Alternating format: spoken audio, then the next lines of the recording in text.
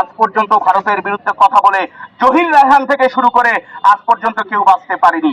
আমরা বলিষ্ঠ ভাষায় বলি, আমরা স্বাধীন জাতি, ব্রিটিশদের গোলামি মানি নাই, পাকিস্তানিদের দাসত্ব মানি নাই, ভারতীয় আধিপত্য মানব না, কিয়ামত পর্যন্ত লড়াই চলবে। প্রকাশ করেছে বাংলাদেশের সংখ্যালঘু নির্যাতন নিয়ে। দেখলাম তসলিমা নাসরিনের স্ট্যাটাস দিয়েছে, প্রচন্ড উদ্গ্রীব তারা।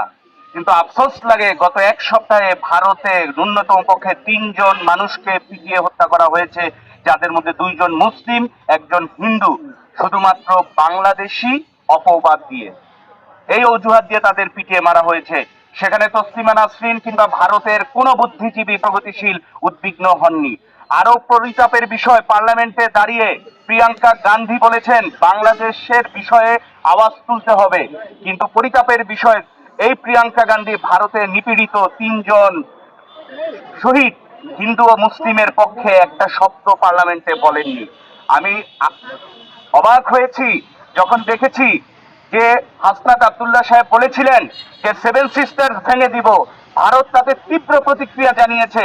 কিন্তু আমি অবাক হয়েছি যখন দেখি পিটি চাকমা ইসরায়েলে বসে এবং ত্রিপুরা মোথা পার্টির চেয়ারম্যান প্রদীপ মানিক্য সুস্পষ্ট ভাবে পডকাস্টে, টেলিভিশনে, টুইটারে, জনসমাবেশে ঘোষণা দেয় যে পার্বত্য চট্টগ্রাম গ্রেটার ত্রিপুরার অংশ, আমরা সেই দেশকে 2 ঘন্টায় দখল করব। আমাদের পররাষ্ট্র উপদেষ্টা, স্বরাষ্ট্র উপদেষ্টা একটা প্রতিবাদও জানায় না। আমাদের স্বরাষ্ট্র উপদেষ্টা, পররাষ্ট্র উপদেষ্টা প্রতিবাদ জানায় না। বিজয়ের মাসে সীমান্তে বাংলাদেশে কমপক্ষে 4 জনকে হত্যা করা হয়েছে। গত 2 দিন আগেও 2 জন বাংলাদেশিকে সিলেট সীমান্তে ভারতীয়রা গুলি করে হত্যা করেছে। আর আমাদের স্বরাষ্ট্র উপদেষ্টা, আমাদের প্রধান উপদেষ্টা উদ্বিগ্ন হয় না, প্রতিবাদ জানায় না। এটা একটা নিউ নরমাল কাস্টম হয়ে গেছে। পৃথিবীর 2টা সীমান্তে শুধু মানুষ হত্যা বৈধ, আইনত, আইন সিদ্ধ এবং খুব একেবারে নিবেদিত ভাবে বলতে গেলে শতভাগ ন্যাচারাল, সেটা হচ্ছে গাজা ইসরায়েল সীমান্ত, আর দ্বিতীয়টা হচ্ছে বাংলাদেশ সীমান্ত। ভারত আমাদের বন্ধু, 71-এর পর থেকে আজ পর্যন্ত সীমান্ত হত্যা বন্ধ হয়নি। আপনারা যদি না পারেন বিডিআর বিজেপিকে এক্সপ্যান্ড করে দেন, এক্সপান্স করে দেন, ডিসব্যান্ড করে দেন, আমাদের দায়িত্ব দেন। চ্যালেঞ্জ করে বলতে সীমান্তে একটা লাশ পড়ে না। আপনারা সীমান্তে এই দেশের জনগণের উপরে বিগত 17 বছর অটোমেটিক রাইফেল নিয়ে ব্রাশ ফায়ার করেছেন বিজিবি, আমরা দেখেছি। আপনারা পারেননি একটা টু শব্দ করতে। আপনারা আসেন ওই সীমান্তে গিয়ে আপনারা বিড়াল হয়ে যান। আমরা জানি অর্ডার গুলো কোন জায়গা থেকে আসে, আমরা জানি প্রত্যেকটা রাজনৈতিক দলের ঊর্ধ্বতন জায়গায় ভারতের দালালরা বসে আছে।